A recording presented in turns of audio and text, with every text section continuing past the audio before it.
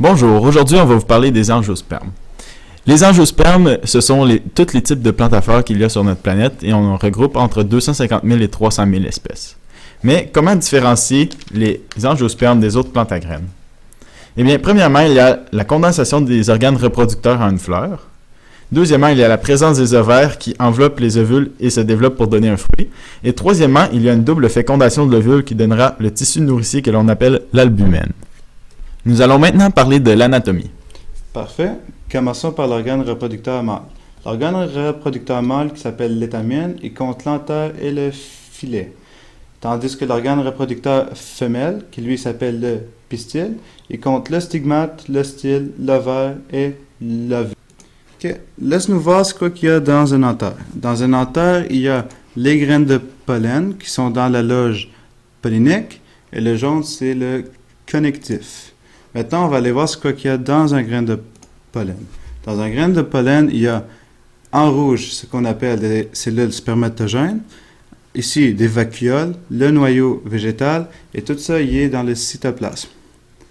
OK, ici, on a une cellule spermatogène qui, elle, c'est une cellule diploïde contenant 2 N, va faire une division cellulaire appelée la méiose. Après ça, on va avoir 4 microspores, chacun contenant un N, on appelle ça une cellule haploïde. Ils vont refaire une division cellulaire appelée la mitose pour se répliquer. Enfin, on va avoir deux sortes de cellules, la cellule de tube et la cellule génératrice, qu'on va expliquer bientôt. Et on va conclure qu'un grain de pollen contient une cellule de tube et une cellule génératrice. Faisons un bref retour sur l'organe reproducteur femelle. En haut, il y a le stigmate qui est l'ouverture, il y a le style qui descend ici, il y a l'ovaire qui contient les ovules. Je vais maintenant vous expliquer comment on obtient un ovule prêt à être fertilisé.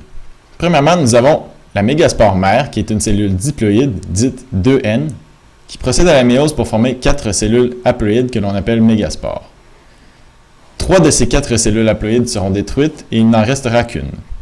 Cette cellule haploïde procédera à la mitose 3 fois. Donc, une cellule haploïde donnera 2 cellules haploïdes.